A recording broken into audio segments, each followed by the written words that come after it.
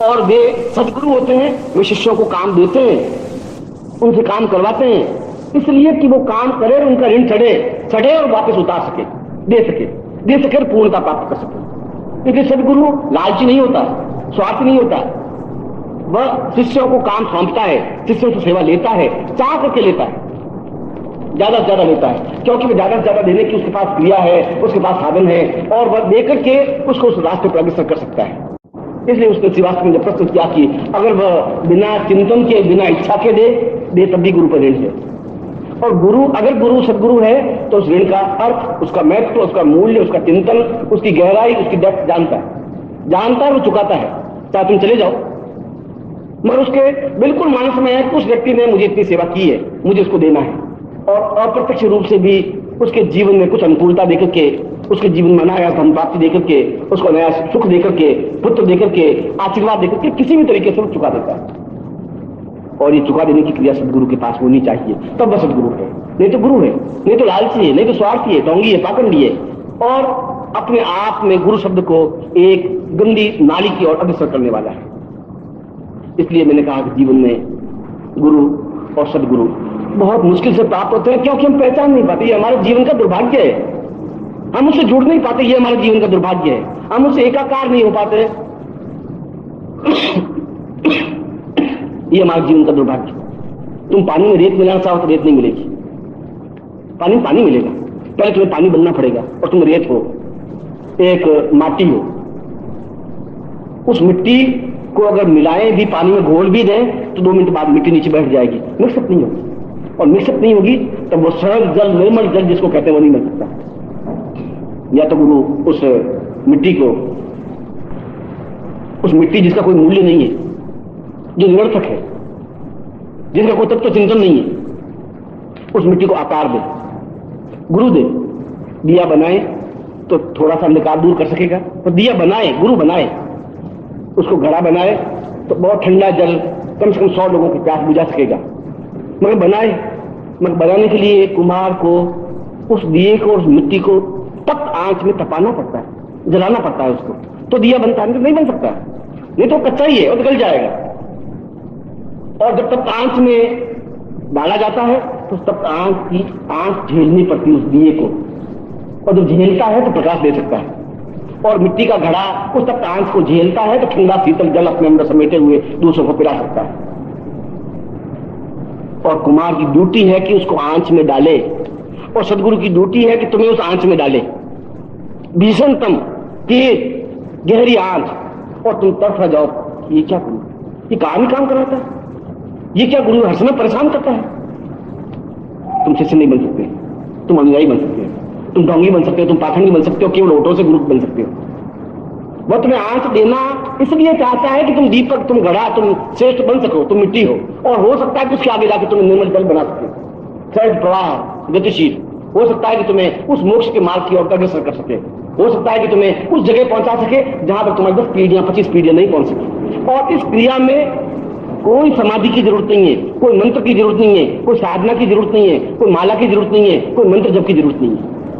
यह तो सहज स्वाभाविक क्रिया है, एक समझने की क्रिया है, एक सतत प्रवाह गति है, और इस गति में बाधाएं आएंगी, और शत्रु सैकड़ों होंगे, और उसमें शत्रु होंगे तुम्हारी माँ, तुम्हारे बाप, तुम्हारी पत्नी, तुम्हारा बेटा, तुम्हारा घर। जब तुम यहाँ हो तो 20 बार तुम्हारे यहाँ आकर के तुम्हें ले जाने की कोशिश करेंगे, वो कोशिश करेंगे कि ये चले और वापिस उसी नर्क में जाके पड़ जाए जहां हो। इसलिए मैंने कहा तुम्हारे शत्रु कई बन सकते हैं, जो अत्यंत तुम्हारे निकट में भी तुम्हारे घोर शत्रु हैं, क्योंकि इस रास्ते पर बिल्कुल चले वेती सदम, निरंतर चलने की क्रिया अकेले चलना पड़ता है, और अकेले चलने में डगमगाने का डर है। मगर तुम्हारे साथ अप्रत्यक्ष रूप से तुम्हारे अंदर गुरु बैठा है, जो बिल्कुल मार्गदर्शक है, बिल्कुल तुम्हें देखता है और बराबर वो देखता रहता है। इसमें आंच झेलने की शक्ति है भी कि नहीं, और अभी आंच झेल भी नहीं पाएगा, आगे दिया बन भी नहीं सकेगा, टूट जाएगा, निकल जाएगा। अभी इसमें एकदम कसमसाहट झेलने की शक्ति नहीं, तो आगे जाके करेगा भी क्या। इसलिए वह तुम्हें हर बार परखता है, और हर बार परखने में तुम्हारे मन की गहराइयों को भी समझता है। जब तुम्हारे परिवार वाले आते हैं तो कहते हैं गुरु जी ले जाना, ले जाओ, वो तो 1 सेकंड भी नहीं तुम शायद इस बात की विश्वास करने वाले हो।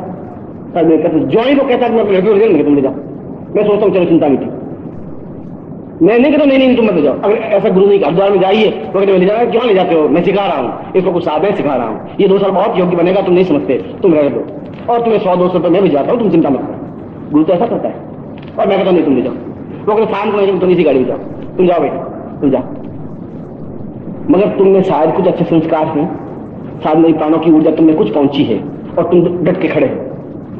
वो आते हैं और फिर भी तुम डट के खड़े हो सकते हो, उनके सामने खड़े हो तो मैं नहीं यही जाना चाहता, क्योंकि वहां तुम्हें सुविधाएं ज्यादा है निश्चित रूप से।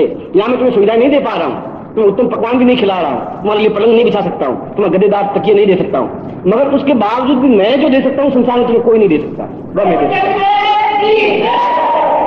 और इस रास्ते पर मैं तुम्हें चलाने में सक्षम हूं।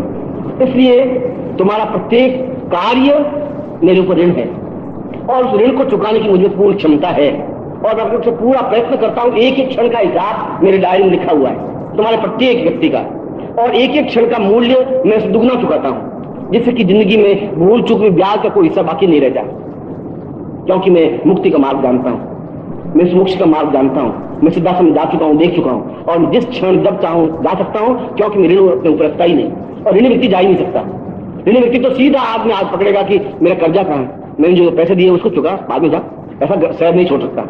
इस शहर को छोड़ने के लिए मैंने तुम्हें दिए, उसका ब्याज इतना बना है, वो छोड़ नहीं सकता शहर, मैं जा नहीं सकता सिद्धाश्रम अगर तुम्हारा ऋण मेरे ऊपर है, और मैं बराबर तुम्हें चुकाता हूं।